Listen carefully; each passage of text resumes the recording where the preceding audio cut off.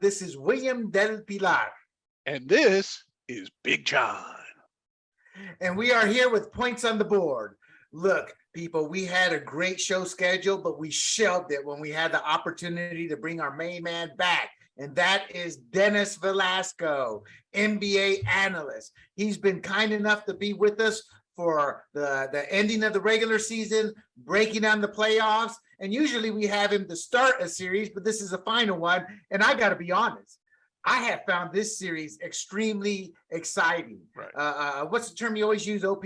This is an OP series, I guess. I don't know if I'm even using the word right, but it's an exciting series. Dennis is going to break it down. And for those of you who do not know who Dennis is, Dennis Velasco is a former editor-in-chief of Nerd Fantasy Sports. He's contributed fantasy basketball content to Sports Illustrated and The Score, and regular NBA content to Yahoo, Slam, SB Nation's Nets Daily, ESPN's Oh True Hoop Network, and many other hoop destinations on the internet. He's the founder of Hardwood and Hollywood, which was a Fox Sports partner, and he's currently a Complex BuzzFeed publishing partner. Everybody, let's welcome Dennis. And Dennis, thank you for coming back. How are you?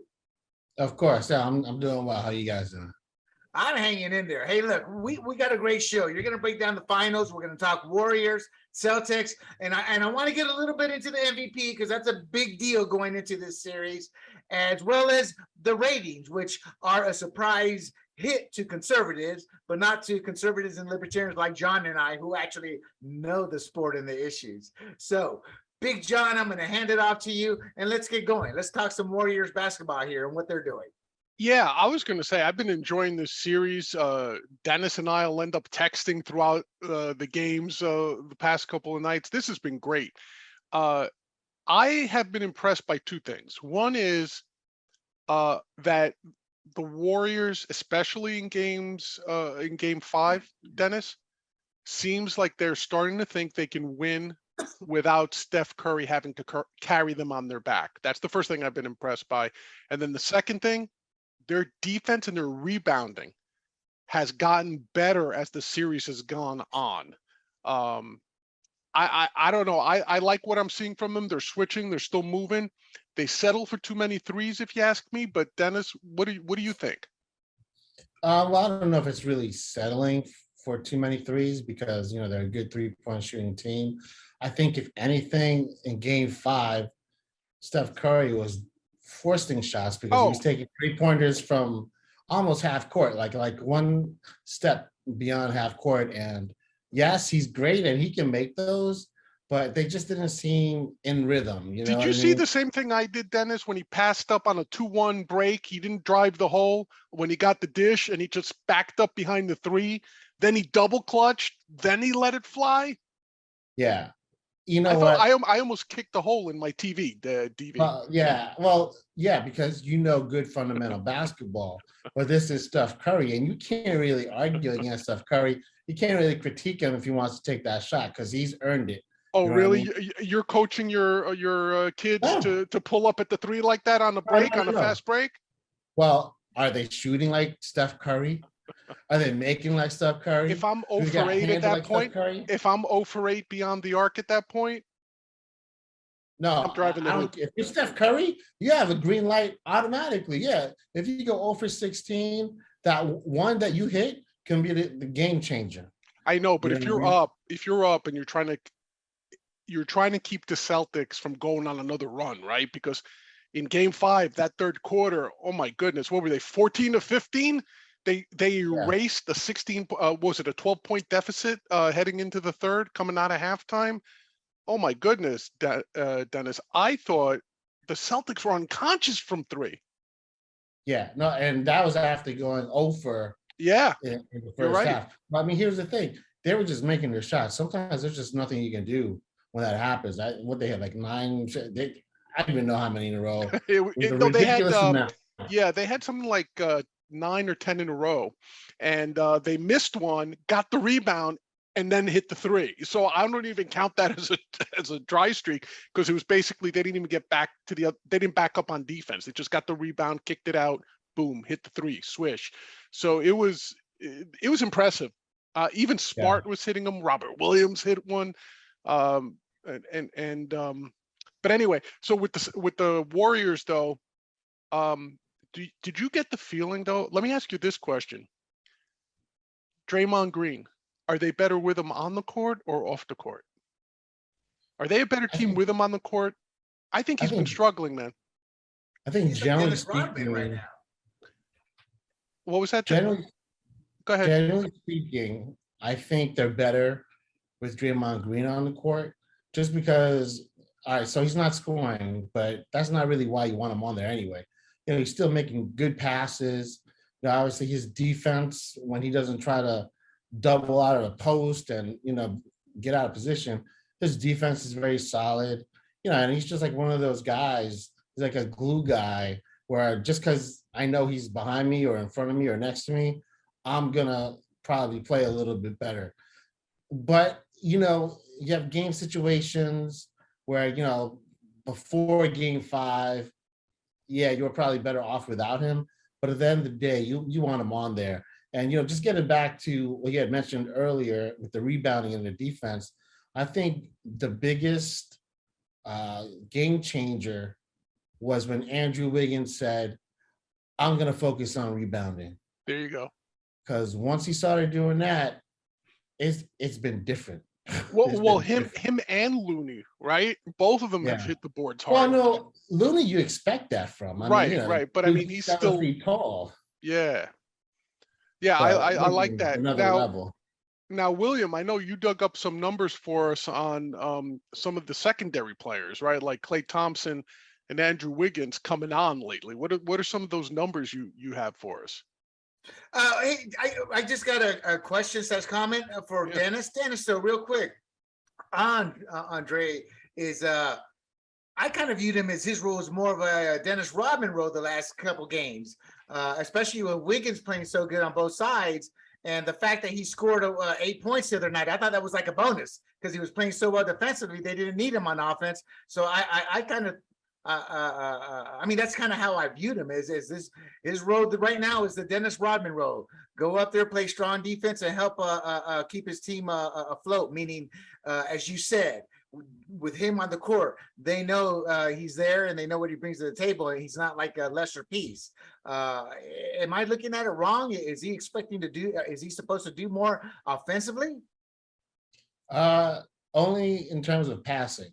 You know, he's been a defensive player of the year, but the thing that really stands out about Draymond, if you look at his numbers, yeah, maybe he scores or averages 9 points, 9 rebounds, but he also averages like 6 assists. You know what I mean? So that's the difference maker, because when you're getting those assist numbers from, you know, generally speaking, a big like Draymond Green, that's just a big bonus. You know, he's able to actually grab the rebound and dribble down the floor and, you know, facilitate the offense. So, you know, that's why you have Draymond Green there. That's why he's a special talent. And, you know, don't be surprised if he makes the Hall of Fame, you know, especially with all the chips that he has. And his numbers, you would never think he'd make the Hall of Fame, but he's a champion. But Dennis, oh yeah, right. It's like Dennis Rodman. People hate him, but the guy was a champion, and he was always brought in for a specific role and always excelled at that. Except wearing the wedding dress, but that's another story. Okay. But I'm sorry, I was going to ask Dennis something. Do you think the Warriors, to some extent, this series was salvaged when Kerr kind of grabbed his cojones there for a while and sat Draymond, right? And brought in Gary Payton. He brought in Poole for a little bit, but basically was bringing in Payton for Draymond in game 4. And yes, that was the Seth Curry show, no doubt, in terms of the 40 plus points, right? But do you think the series may, like, if the Warriors end up winning the series, do you think the series turned on that decision? Because it took a lot to sit Draymond in the second half of that game. Yeah, I mean, that was definitely a turning point. And Steve Kerr is like one of the best coaches of all time for a reason. And, you know, just like you let Steph Curry shoot threes whenever he wants, you let Kerr coach. You know, if that's his decision to sit Draymond, and Draymond, he said he was pissed, but he understood it. and he's not complaining about it, which he didn't, and then he came back on, game 5, he started his offense early. I think he scored almost all his points just in the first quarter. So, Kerr, he's a great coach. Gary Payton, you needed him for what? Exactly what Draymond brings, defense. Right. But Payton can also, take it to the hole, Right. and score some points. So that's the difference. I'm really surprised that they haven't played Jonathan Kuminga as much, because a lot of like basketball nerds, like me and analytics guys and whatnot, where's Kuminga? You know what I mean? Because he's younger, he can play defense, but just offensively, he's not there yet. But if if you have a fast break opportunity, he's definitely going to finish. But it's a little surprising. But again, Kerr can do whatever he wants because he's earned that right. You're not second guessing him. No. So Dennis, Klay Thompson, I learned he's also known as Game 6 Thompson. So high expectations, I imagine, for coming up. He's averaged 21.3 points and has a 41.2% three-point range over the last 3 games. To me, those are phenomenal numbers. To me, a layman, I'm not sure what they mean to you in this style of play, and I'd like to hear that. But I guess my question is, how can he keep this up?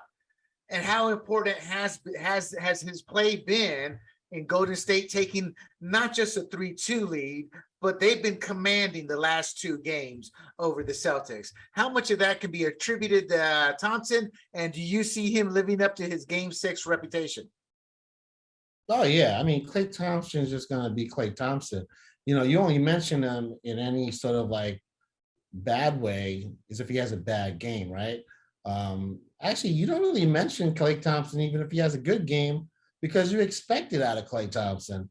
Yeah, it's Steph Curry's team, but Klay Thompson, you look at the numbers, he's been consistent. Like, there's no, like, where's Klay Thompson, right? He's just there. He's just getting his 20. He's hitting like, 6 3-pointers. I mean, he scored, I think he scored something like 40-something points, and he dribbled once. Just like catch and shoot. Yeah. Wow. Klay Thompson is the real deal. And what people don't really realize, he's also been an odd defensive player. He's one of the best players, defensive players out there. Like on the perimeter, he's great. You watch him guard anybody. He challenges every shot. But he just does what he does. As far as like Game 6, do I expect anything like spectacular? I mean, I expect 20-something points, but he can go off at any point as well, because he's done that before. Gotcha. Yeah, I don't look at somebody who's just a defensive guy who can shoot 41% from the 3 and average 20+ points a game. Every once in a while, those defensive guys will have that solid offensive output, then they disappear, but not Mr. Thompson. What about Andrew Wiggins? Before and throughout all our discussions in a Golden State series, I think we brought his name up once. Yet he's been the man this series. He's shown the ability to play both ends of the floor, obviously, for the layman, being able to play offense and defense. And he's averaging 18.4 points against the Celtics, including 29 rebounds he's had.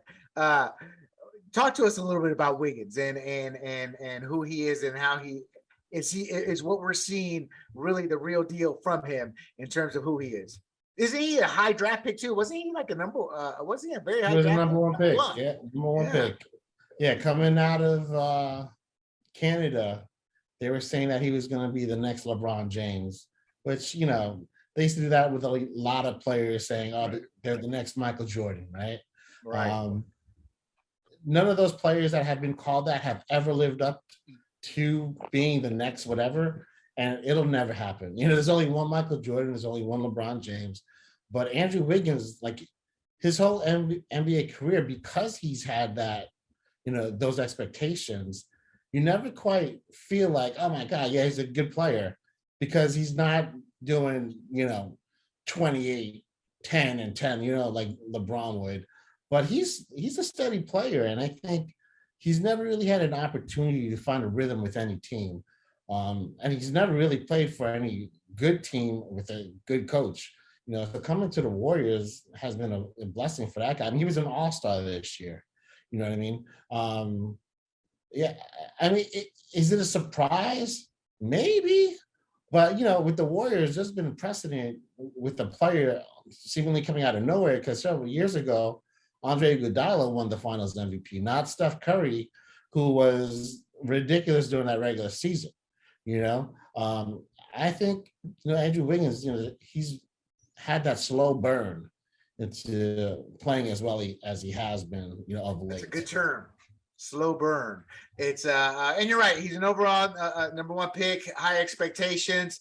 But I don't think anybody saw what he's doing this series coming from him. I mean, I hadn't seen much mention of it and from the analysts or the experts, so I was a little surprised. But that said, right team, right fit.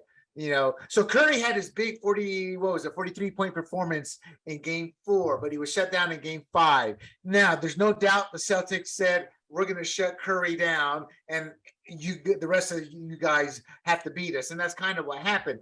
But that said, is Curry at an age where after a big 43-point performance, maybe his age and knees are creeping up on him, and that kind of held him in check a little bit in game 5? I'm just curious as to your take in terms of not necessarily this series per se with Curry, but where he's at in his career based off that game there. Well, I started cracking up when I was watching the game because the Celtics were face guarding him. So basically, when a team face guards one player, it's just hilarious because it's sort of like, man, you are so scared of this guy scoring. You know what I mean? Because when you face guard someone, you don't even know what's going on behind you. You don't know where the ball is. You don't know where the pick's coming. You don't know anything. You just don't want this guy to catch the ball. And yes, that makes a lot of sense with Steph Curry. But I just thought it was funny because I was like almost grade school sort of thing. Like, you know what I mean? But as far as like where he is, I mean, the Boston Celtics, they're like the best defense in the NBA. Like, you can't say, Curry, he stinks. He's playing the best defense, and they're face guarding him. They're double teaming him, triple teaming him. And you got to give him credit. Other than, when he got itchy in the second quarter and he's taking those crazy 3-pointers, which he normally hits, and he rimmed them. It's not like he totally missed. He's playing within the game. He wasn't trying to force anything. He said, oh, they're triple teaming me. I better pass the ball. You know what I mean? So he wasn't really forcing another, 40-plus point performance. He was just doing whatever it took to win. And, you gotta give him a lot of credit because he's like one of the most humble players out there. If it was like Michael Jordan's on another level, but let's say it's Michael Jordan. There's no way he's doing it. Michael Jordan's like the rack the whole time. He's taking up shots. Kobe, that's a good example. Kobe's just gonna shoot. You know what I mean? He's only passing if he has to. Whereas Steph is like, what the smart play is to pass, I'm passing.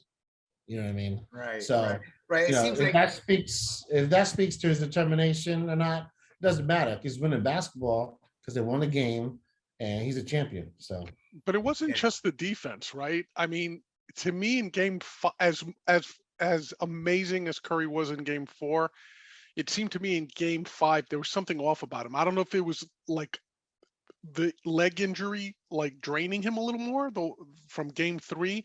Now, I was amazed that he got what he got accomplished in game 4, given that he was coming off that injury. Yeah. But sometimes those injuries, like the next game, the adrenaline is going and you hit your first couple of shots and next thing you know, all of a sudden that leg ain't throbbing that much, right? But now you got an extra day or two to think about it. It's getting a little worse. You're a little bit older, to William's point. Well, now maybe it's set in a little more because I didn't think he was moving as crisp as, and when he spotted up for his threes, I don't know, he seemed like he was double clutching sometimes. It looked like he wasn't as smooth going up into his release. I don't know, Dennis. It seemed to me like, yes, I agree with you. The Celtics said anyone can beat us except for Steph Curry in game 5, right? So that was obvious. But to me, I don't know. You tell me, man. You're the coach. You tell me. Did it seem to you that he was off physically a little bit from his normal game? Yeah, no, it was. But, you also got to remember, like, you put a lot of pressure on him. You're counting on him like so much. And, yeah, he's a pro. Yes, he's a champion. Yes, he's one of the best players at his position ever. But again, like you said, to William's point, maybe he's getting a little older. You don't recover from injuries as quickly. But he's also like one of the most conditioned players, in the league. So I guess I overthought it, or didn't even think about it, rather, because he is one of the better conditioned players in the league. But yeah, like maybe the injury did affect him last night. I don't know. I'm on the opposite end of Big John, because I've seen it in the NFL. Somebody's injury won't be as serious, and they'll mess with that injury report. And it's kind of like Michael Jordan in the flu. That flu's going to put you down, and then he comes out and plays, and he shows no effects of anything, And I'm like, sometimes they get played up, and but I'm not sure about last night. But I agree with you, Dennis. I think what makes Curry so different from LeBron and Kobe is he is a selfless player, the most humble player. And I think that's a reason why they have so many championships, and they're such a well-coached team. Like I said, I'm not a Kerr fan, but the guy's an incredible coach. Not only are they well coached, but they completely understand their roles. They understand how they fit, their chemistry with one another. And what I'm seeing is, because I haven't watched every game from entire to end, but when I watch it, I see a consummate Golden State Warriors team in every facet. And the teams they play, it's like somebody has to step up, or somebody has to be on top of their game, or this or that. It's as long as the Pistons are moving for the Warriors, it doesn't matter if one Piston's a little off, because there's the four others that are going to carry it, where the Celtics don't have that. And that's kind of what I see with Curry. But that said, I'm going to push back a little bit. Michael Jordan was a team player. He was a selfish player at times, but we saw him in key games give the ball up, because I think that was a product of the Bulls being in the same spot where the Warriors were at. And Jordan knew that his players inside and out, who he could trust, who he could irk to crank up, that, things like that. Now, Kobe was just a shooter, and LeBron's LeBron. Hey, look, one of the most famous players that Michael Jordan gave up the ball to was Dennis. Kerr. Steve Kerr. Yeah, it was Steve Kerr for here's the thing. Take that final shot, right? To do what? To piss off Scottie Pippen. But here's the thing. This was Michael Jordan's formula, especially when he became a superstar. In the beginning of the game, I'm going to pass the ball. But after that, second half, I'm shooting everything. You know what I mean? And as far as Kobe goes, what was it? Oh, yeah. So Shaq had this great story. I don't know if I've told this to you guys before, about how, in practice, Kobe, he was just like shooting everything. And they were complaining to Shaq.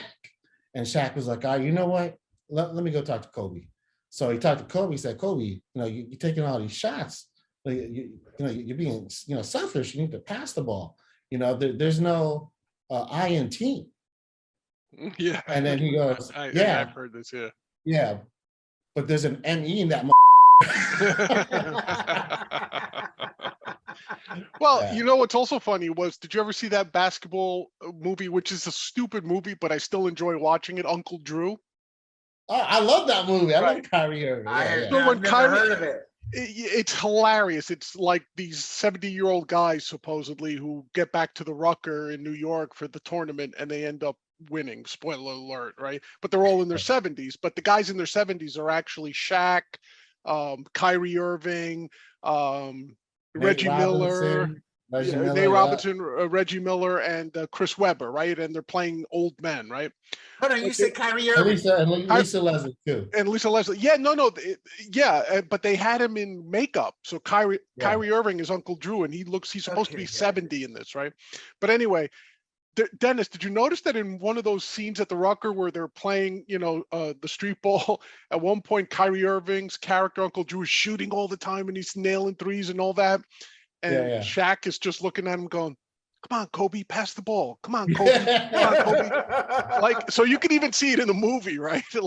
Like he still says, come on, Kobe. Come on, Kobe. I thought that was a nice inside joke, the way they worked it into the script, and I got a good chuckle out of that when I said, but you're right, that's one of my favorite stupid movies. It's like Soul Plane. It is so stupid, it is funny. You're right, John. There's movies like Adam Sandler. I mean, he's got a great Hoops movie out right now, so a little plug for that. But first 5-6 Oh, movies. yeah, They were yeah. like stupid movies, but you just laugh. The and Water laugh and Boy. laugh. The Water Boy. What's Yeah, better than the yeah. Water Boy? So there is something said for having that kind of talent. When you look at the movie, you're not ashamed to tell people you watch it, but it's not something you're going to shout to the world. But you end up having a good time. You Yeah, know? exactly. So getting back to this series, though, Dennis, moving on to the Celtics, we covered the Warriors and some of the aspects of them. To me, the Celtics look like I don't want to say a beaten team. They don't look like a beaten team, but they look outmatched and outplayed right now and outcoached. And it just looks like the Warriors are on another level, talent-wise and chemistry-wise and coaching-wise. I mean, they just check off every box. However, the Celtics did come back from a 3-2 deficit against Milwaukee. They trailed the Heat 2-1 before staging their comeback. Should we count them out? Because I'm seeing a lot of articles, hearing a lot of experts, a lot of analysts who are expecting, and I got to say, I don't fall into the camp, but I can't argue it, that believe this series is going to be over in 6 games, including Big John, I think, right? Oh, I had them in 6 games before the series started, yeah. Should we be writing the Celtics off yet, or are they effectively done? No, you can't write them off. I mean, they have a great coach. I know he's a rookie coach, but he's from the Greg Popovich St. Antonio Spurs tree. You may Udoka. He's a great coach. The problem, and I've said this before, the problem is their superstars are inconsistent. Jason Tatum has been inconsistent. Jaylen Brown has been inconsistent. If they ever got it together, together like at the same time, they'd be really unbeatable because of their role players, Al Horford, Robert Williams, Marcus Smart. But I think Andrew Wiggins is holding Tatum to like 37% shooting. You know what I mean? And causing turnovers. Tatum's been a Yeah. turnover machine this series. I mean, didn't he set the record for turnovers in a 5-game series so far? First 5 games, he's set the record. Yeah, 36.7%, Dennis. Good call there in terms of his shooting percent. And John, he's averaging 3.6 turnovers per game right now, which kind of brings me up to him because what do the Celtics need to do to stop Wiggins in order to get Jason Tatum back on track? Because Wiggins is pretty much locking them down, and you just alluded to that. So what do the Celtics need to do to get Tatum back on track? Because if they get Tatum back on track, I'm assuming they have a legit shot to win that game, to win Game 6. Yeah, I mean, they need to have him shoot easy shots. You look at a lot of his shots, like everything's contested. Everything's like really difficult. Like he has to, dribble and get separation from the defender almost every single time. Maybe run some pick and roll. Look, you made Udoka. He's an NBA coach. I'm just a dumb, youth coach. So, who am I to say? But, maybe set some screens, like even double screens, let Jason Tatum, either take it to the hole or take it, more open shots. That's a big problem, but even still, Jason Tatum, he's been missing, easy layups also, you know what I mean? So it's just tough, but again, inconsistent, but he's 23 years old. He's going to fall into it. I saw someone say, Jason Tatum's in his prime. Why isn't he stepping up? He's not in his prime. His prime is 5 years away, which is scary. You know what I mean? This is just growing pains for Jason Tatum. I think, and I do believe he will be one of the, best players. I'm talking easily, top 10, probably top 7 in the league, within a year or two. You know what I mean? I also think that a lot of us are sleeping on Brown as part of that equation. I mean, I know Tatum's the star on that team, no doubt, but it's 1A, 1B with him and Brown, man. I'm surprised that we don't hear more about Brown and expecting him to step up a little bit, and B, maybe try running some plays for Brown more often to get them to think about Brown, so then Tatum gets freed up, right? Because I think when they hit that, listen, the one thing that I think is scary about these Celtics, it seems sometimes that they go on these runs of shooting threes. I've seen it now 3 times in this series where they've wiped out double-digit leads in one quarter. just by every time they go down the court, it's not even a thought. They pull up to the arc, boom, whoever's open. I've seen Smart hit threes. I've seen Tatum, obviously. Brown has hit threes. Robert Williams has hit threes.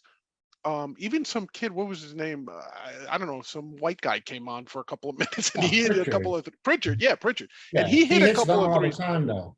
Yeah, but I I think mean, that's a fan in the halftime show you're talking about. it might have been one of the guys coming down on the Garden. But listen, my point is, they're scary because if they hit that run twice a game, so far they've been hitting it once a game. But if they hit that run twice a game, they get very scary because then you're left trading threes with them, and that might be a bad proposition for the Warriors in the sense that, can they also, then the pressure's back on the Warriors now, you know what I mean? So I don't know, Dennis, do you think they should work beyond the arc, or do you think part of their game has to be, especially since they're grinders, is drive to the hole, punish them on off? You're punishing the Warriors on defense, right? You're a young team. You're punishing them on defense. Should you be punishing them on offense? Most people don't think of it that way, but you can punish a team on offense, right? Go to the hoop hard, make them take charges, like make them defend, make them run with you, get some personal fouls on those guys, get Curry in foul trouble, right? Get him to get in foul trouble. So do you like the plan, or do you think I think you said you're not an NBA coach, neither am I, but should they be playing a more physical brand of offense, or should they be relying on those hot streaks of threes, baby? We're going to sit at the arc and just launch, I don't know which way to go with that. Yeah, they got to play smart. If you look at, smart as intelligent, not the player, right? Right, exactly. But if you watch the games, the Warriors are smaller than the Celtics. You see a lot of times Jason Tatum, being defended by Steph Curry also. Yep. You see Robert Williams, a big, being guarded by Payton. He's like a foot tall. You know what I mean? They need to take advantage of that, and it doesn't even have to be a post-up play. It could just be like a split action pick and roll. Just have the guy roll down, because the guy that's going to help is going to be smaller than that guy. They need to take advantage of the height. They're not doing that enough. Just watch the game. You'll see, almost every single time down, if it's not a fast break, the big is going to be towering over whoever is defending him. The only player who can match height and length is Kevon Looney. And he was in foul trouble yesterday, and I thought the Warriors, it's over. There's just no way, that the Warriors are going to be able to stop the Celtics bigs, but obviously they did. Yeah. So they need to play smart. If the three's open, take the three. I'm not saying don't take the three, because obviously, they're a good shooting team, but don't settle for the three. You know what I mean? Right. If you can pass it down, go for it.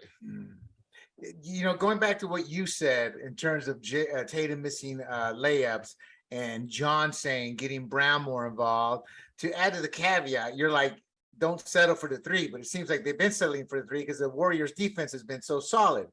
You mentioned that he's missing layups and his off play, he's only 23.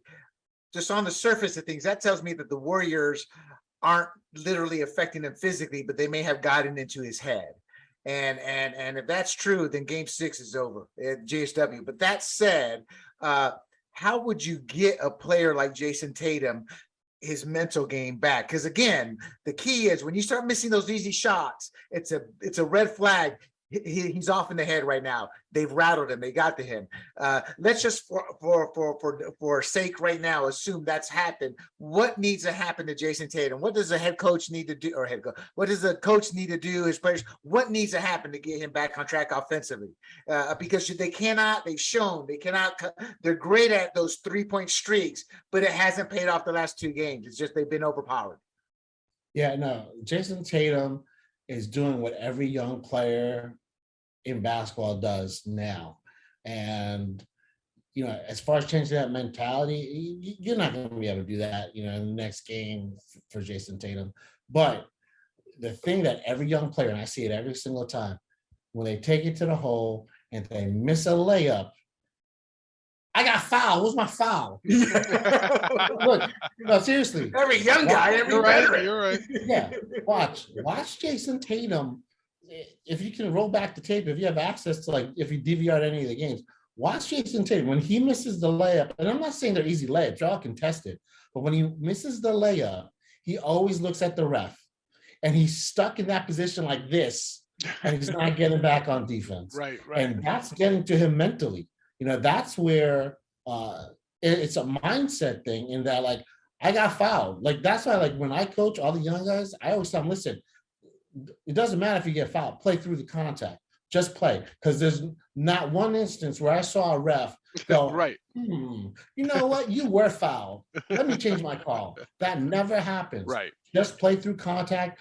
Don't expect anything. If you get fouled and they don't call it, play defense. And you know what, Dennis, that's a great point, because I saw the same sort of inexperience or like young guy sort of mentality out of Marcus Smart too, right? Like, he got caught up in that, like, where they hit him with the technical. Then he ended up fouling. Was it Peyton? No, it was Poole. He ended up slapping him in the face, and there was a but he flop. didn't. Poole fucking. He flopped. I got you. He flopped. Yeah. So, but. So, like, but I think that's where a veteran team gets like a young inexperienced team to get out of their game, right? They're looking for the call, right? They're not going to get it, but they're looking for the call. And a guy flops and gets a foul. Now you're yelling at the ref and you get teed up, right? So I think those are old veteran tricks, right? Like, when I played, I couldn't keep up with anybody on the court, right? So my thing was in the paint, I'd step on people's big toes, I'd tug on their shorts a little bit because it would drive them nuts, right? I mean, those are veteran tricks, right? Yeah. And let's be honest, refs give vets calls. They don't give them to rookies for the most part, right? So if there's any doubt in a ref's mind, he's going to give the veteran the benefit of the call. Unless it's Tim Donnelly. Well, yeah. For those who don't know, Tim Donnelly's the ref that was booted for what was he, gambling or playing the gambling? Yeah. He will not give the man the call. He will give the call that results in his best bookie. Yeah. Well, the final question regarding the Celtics, and they gave up 18 turnovers in Game 5. Their offense obviously looks like a mismatch against the Warriors defense. Just 1 to 3 points that are the biggest points that you haven't seen them doing, that they must get back to or start doing if they haven't, to overcome that Warriors defense and to pull out a win tomorrow night. Yeah, well, I think they mentioned it on the broadcast yesterday, where the magic number for the Celtics is 16. If they get 16 or more turnovers, they lose. Right. If they get less than that, they win. So protecting the ball obviously is a big deal. And the reason why is because how many times do you want to give Steph Curry like an extra possession? You know what I mean? You don't want that was 18 extra possessions they got there. I'm not sure how many points. I should have looked it up. Sorry, fellas. I should have looked up how many points those 18 turnovers became. But 18, I just heard 18. I was like, oh my God. Even as a non-basketball aficionado, I was stunned at that. So moving on though, Big John. Speaking of 18 turnovers, that's the over, 16 being the over under there. Talk to us a little bit about some prop bets, a little gambling tips. Oh, yeah. People who don't want to lose money. Oh, yeah. Listen, if you've been following us on Twitter, at Sports Grumbling with no S at the end on Twitter, I'll let you guys guess. What's my safest NBA bet of the year so far? I know. Oh, yeah, I know. Yes. This one, I'm not even. Dennis. Golden State Warriors always win the third quarter. There you go. You always take Golden State in the third quarter. Ironically enough, the only I had a streak of like 10 in a row on that. Game 5 was the first game in a long time where the Warriors lost the third quarter. So I've made a ton on taking Golden State to win the third quarter. I've won a couple, especially this final series, with taking the Celtics in the first half. They tend to come out hotter and clamp down on the Warriors, and also the Celtics in the fourth, again, except for Game 5, which was a role reversal, they tend to win the fourth quarter. Now, the last episode we had Dennis on, I said I'm putting a futures bet on Golden State to win in 6. That was the prediction. Dennis shared the prediction. I actually went and put some money on that. That went out at 60 to 1, at 6 to 1, plus 600. So I'm still in play for that. But now that the game is gone, now that the series has gone 5, right? Now what I'm doing is I'm putting my hedge bets in, right? And this is what smart gamblers do. You don't stick with just one.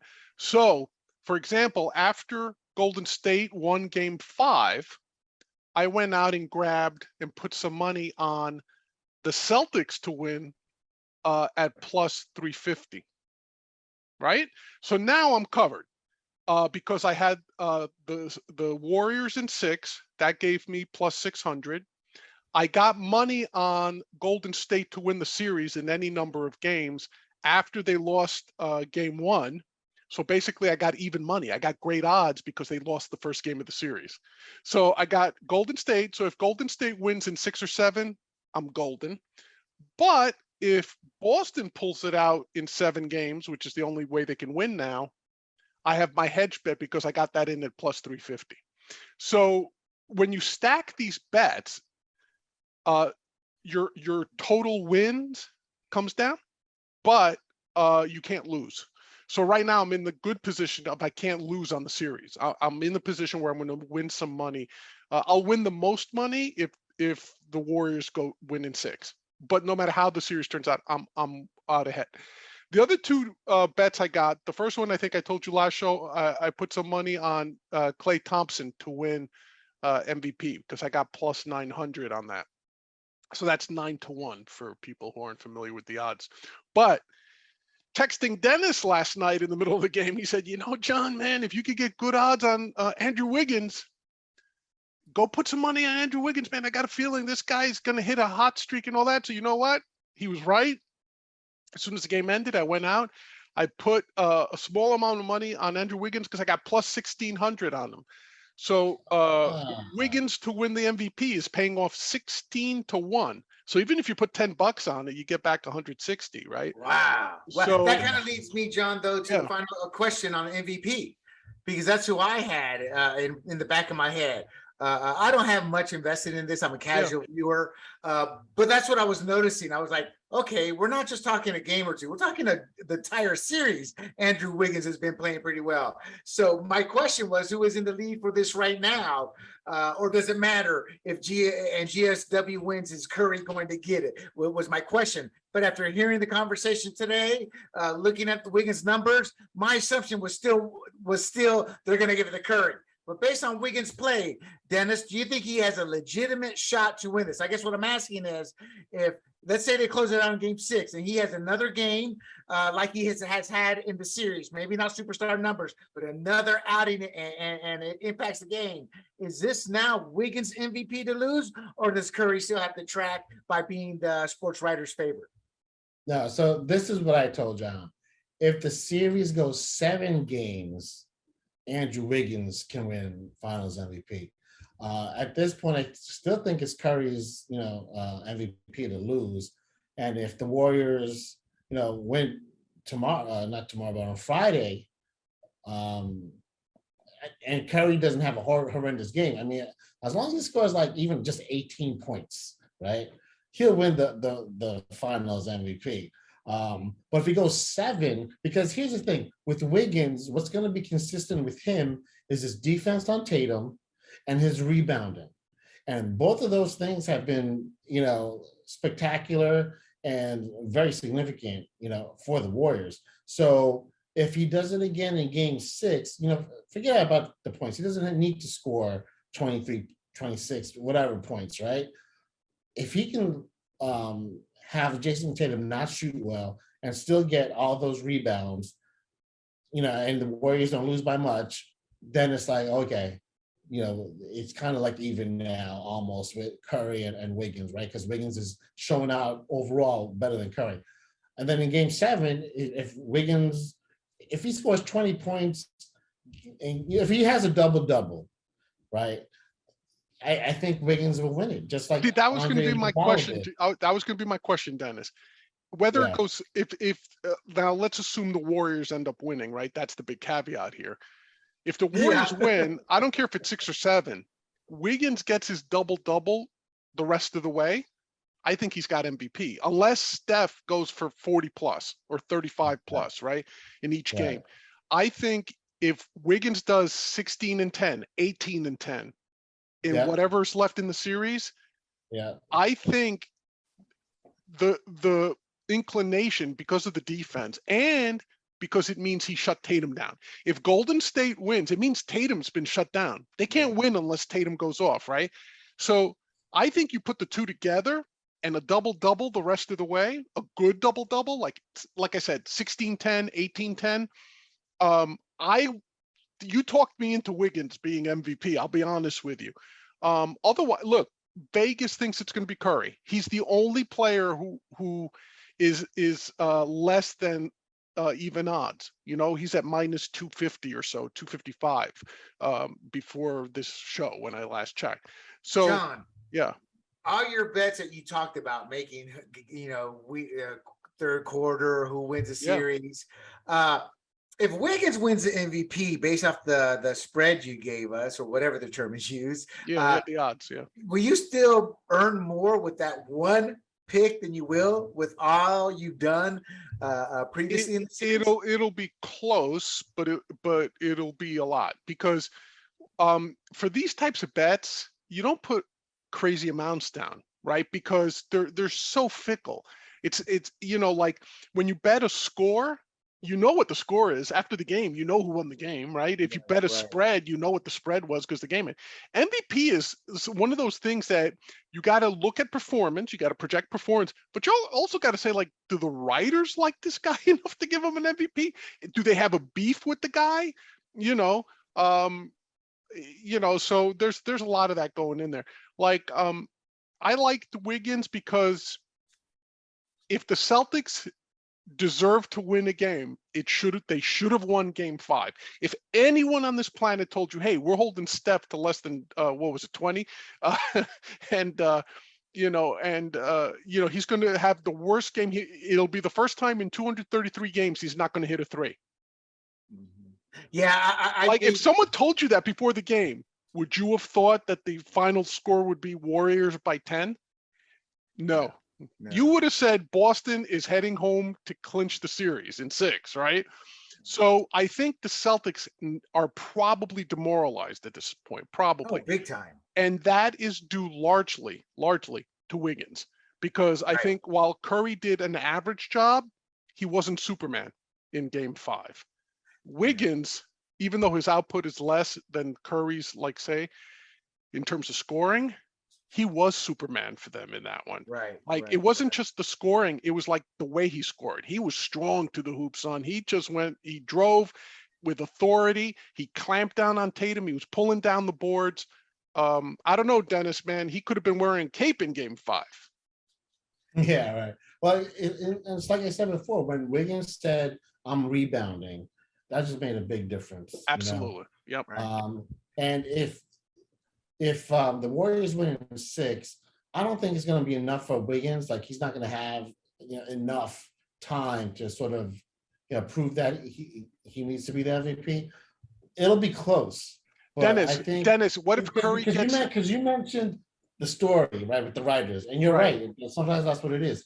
For Wiggins, it's sort of like the redemption, right? Number 1 pick. Everyone said, "Oh no, he's not that good." It's a great story, man. It's a great story to write. I've been waiting to Steph Curry has never won the Finals MVP. So, right now there's more of the sentiment for Curry than there is with Wiggins. But Wiggins is climbing up there. Okay, we got to let William talk. It looks like he's about. It's just everything you said. I agree with it, but see, I believe my take is on John's. It's like this: Wiggins has done everything, whereas Curry has been kind of not hit and miss. But he had a huge game 4. I don't want to say disappeared, but got shut down a bit in game 5, where Wiggins has been pretty steady. But I look at the redemption aspect. Writers love a redemption. and they can relate to the redemption story more than they can relate to the superstar. That said, I think they'll side with the superstar who's never won it. But I think Wiggins makes the better story, the overall number one pick, dealing with losing teams, bad coaches, underperforming based or not living up to expectations, better way to say it. And here he comes. I mean, this is better than the fish that saved Pittsburgh in my eyes in terms of the movie format. You know, and I'm rooting for Wiggins. I want if Golden State wins it, I want Wiggins. Again, I said this, I want to say last podcast we were in. As an underdog in life, I look at Wiggins and I can relate to that, you know, being that underdog. So I'm just hoping John is right, but I think the sports writers, they desperately want to give it to Curry. It reminds me of I can't remember what year, but John, you probably remember for sure when the coaches poll, the writers gave the national championship to Tom Osborne because he never won one, when both he and Penn State had an undefeated season, right, and Penn State had the harder schedule. You know, so that's, you know, and trust me, I don't know about either one of you two, but I have worked with a lot of writers or reporters who do have these votes. I mean, they get those votes. And I said it publicly, most of them are dirtbags. They're not good people. They take sides based off bias. They don't like a player. That player could save their kid in a fire, you know, crawling 5 miles under the smoke to get to the kid, come back, and they're still going to write a hit piece about him. So these awards, I think, John, I don't know if you said it, but that's part of the equation too, with making absolutely bets on MVP and those type of awards, especially football now where the fans get involved. It's a popularity contest. I think, and Dennis told his story about working with some of these NBA writers. It's, I don't think the public at large appreciates that aspect of it, that, hey man, if a player doesn't give you access, doesn't give you good quotes, is generally a sourpuss when you interview him, you'll find every reason imaginable not to vote for him for MVP. It's just human nature. If a person's you know, if he's a hard ass, you're not going to vote for him, Dennis. And I think Wiggins, I like the redemption story, being the former number one who was given up on, basically called a bust. He goes from that to potential series MVP. Man, that's a great story, especially if, let's say it goes 6 or 7. Let's say Steph doesn't hit 30 points like he does his usual. Let's say he does 25, 26 a game the rest of the way. Wiggins double doubles the rest of the way, like solid double doubles, like 18s and 10s. It has to be. I don't know, man. It has to go again 7 games. 7 games, right? 7 games. I think Wiggins has a really good shot. If it only goes 6, Curry's still, he's gonna win it. You know, he's gonna. Well, win it. I still like Wiggins. Hold on, guys. A question: if it goes 7 games, that means the Celtics win Game 6. And right now, looking at it logically, if they win Game 6, we're assuming Tatum is going to be able to get out of the funk he's in, and that kind of hurts Wiggins. So I don't understand the No. like I said, 7 games. Well, Tatum has been inconsistent, and when he's been inconsistent and the Celtics win, is because Jaylen Brown has been, you know, on point. So the Celtics can win, you know, with Tatum having a bad game, because they have won games where he shot like 4 for 17. You know what I mean? So in this series, has it happened this series? I don't know. I'm just talking in general, and it's been like that, like this postseason for sure. But it's just, that's just the way it is, because the Celtics, they're more than just Tatum. You know what I mean? Just like the Warriors are more than just Curry. You know, so, you know, you still have Marcus Smart, who can score 20 plus at any point.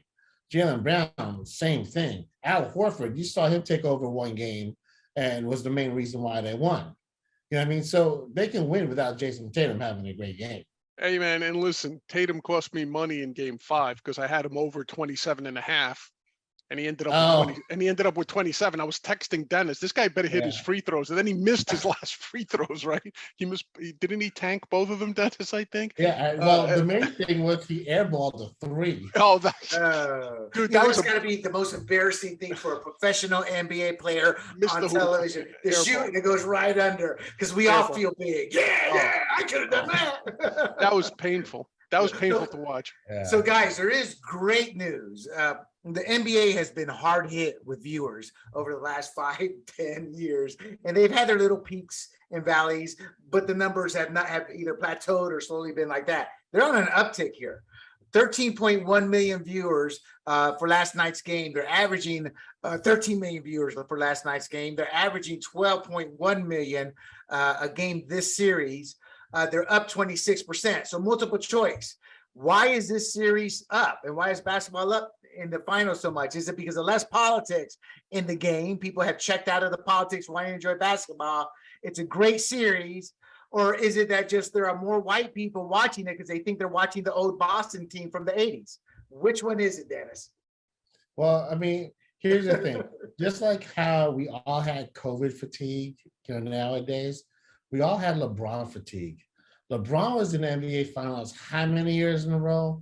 You know what I mean? It's just like, again. But now, obviously, LeBron's not in it. I mean, they didn't even make the playoffs, really. So you don't have LeBron in it, and you have Steph Curry coming back. Steph Curry, everyone loves Steph Curry. So they're watching because of him, but they're also watching because, oh, damn, we got a young Celtics team that almost came out of nowhere. They're playing in the finals. Let me watch this. You know what I mean? So I think that's what it is. It's sort of like, yes, the Warriors have been there before, but there's, we talked about a redemption story. Now here's like a whole redemption story with a team because the Warriors stunk because, Steph Curry was hurt. Klay Thompson was hurt. Draymond Green was hurt. They were so bad, they had a high draft pick, and that's how they were able to get Jonathan Kuminga. And then you have a young upstart Boston Celtics team. And, let's remember, it's Boston and San Francisco, high media markets. You know what I mean? So that plays into it as well. I think it's just awesome because it's been an exciting series, So, especially with the Celtics, they've been going to Game 7, in the 2 rounds before this one. So it's like, oh, yeah, this is a fun team to watch. I agree with you. I think also I agree with everything you said. People forget San Francisco and Boston being media markets. But I also think that the Celtics are one of those teams that, especially in urban areas, if they're everybody's second favorite team, like even in New York, right? If you're not a Knicks fan or a Nets fan, your second favorite team probably is the Celtics, going back to the Larry Bird days even, right? So I think for a lot of urban areas, you have that dynamic with Boston. It's kind of weird. Like, okay, if I'm not rooting for my home team, then number 2 on the list might be the Celtics for a lot of the geographic nation, wouldn't you say? So I think that plays into it, but then also for every other factor you guys mentioned, it's been an exciting series. There is that old versus young. Is it the changing of the guard? It's 2 different styles of basketball on the surface. One is more hard-nosed. The other one is not Showtime, but it's more movement. It's more, more the battle of the 3-point. So I think that plays into it as well, but I do think it has a lot to do with Boston being in it. I think Boston just as a team, as a franchise. Yeah. One point though, Dennis, and you brought it up, there's no LeBron. LeBron's also a highly polarized political figure now. He's as hated as he is loved by basketball people. I don't think he would have drawn in the people that the Celtics are drawing in now. What I'm saying is taking LeBron out of the equation takes the reason for people not to watch it. And they go, oh, I'm going to watch it this time. It's the Celtics also. The Celtics have that tradition. I got a quick story here because it's anecdotal, but it's something a lot of us who love sports notice. So, for example, I've gone to easily 20 some odd countries in the military. I've met thousands of people, worked with hundreds. And for football, for example, the Packers and the Browns had the greatest amount of fans. Period, which was shocking because at the time the Packers really were still, they had just gotten far. They were that era, And in basketball, it was always the Lakers and the Celtics. You know, those were the two dynasties there that were that even the nonchalant. So I think no Lakers this go round, but with Celtics, it brings back the memories of that dynasty. And that dynasty, if you think about it, hits all age groups, meaning our grandparents with the older Celtics, the people our age with the Bird Celtics, and now they may be generating a new cycle of fans all over the country with this series. But I find that funny for football because the Packers and Browns are just not Packers anymore, but the Browns are perennial losers. But Lakers and Celtics, it was something, and we would talk about that. We're like, damn, yeah, and that's why most people always feel sports draws people together from various diverse backgrounds, and obviously that's changed a bit though. But yeah, it's great news for the series. Quick prop question, two of them for you, John, real quick. 16 turnovers. I guess I don't know what the term is, over under for it. What are you going to tell people to pick? They're going to surpass 16 turnovers the Celtics will tomorrow, or in Game 6, or will they stay under? Well, I haven't done the honestly. I haven't done the analysis on it. My gut feeling, and this is just the feeling, is they're going to go over 16 turnovers. What about you, Senor Velasco? I would say, yeah, they're gonna go over that as well. Gotcha. And the MVP, your gut, who wins it? Big John. More likely than not, it'll be Steph Curry. But I'm holding out hope that Wiggins comes through. And Senor Velasco, I would take you would agree with that. Yeah, definitely. If it's in 6 games, the Dubs win, definitely Curry. If the Dubs win in 7 games, I think Wiggins might take it. You know, that's the type of answer I give. I always like to give what I expect, but here's your asterisk. But you know, we also sound like politicians when we answer like that. No, you don't want me in office. I'm too dumb. Oh, yeah, so I might be perfect. I will refrain from, so you're a Democrat? I'm independent. I'm kidding. John, any final comments or words of wisdom? Yeah, don't eat the yellow snow. There you go. Everyone, you have been listening to Points on the Board. Don't forget to visit sportsgrumblings.com. We've got a whole slew of podcasts. We've got the big questions with Big John. He's just now released his interview with a Playboy model, still looking as beautiful as ever, but she's more than just a model. Yep. Quite a life story she talks about with John. Dennis, our resident analyst here, is always giving us good questions. Dennis, what's your website that they can hit up?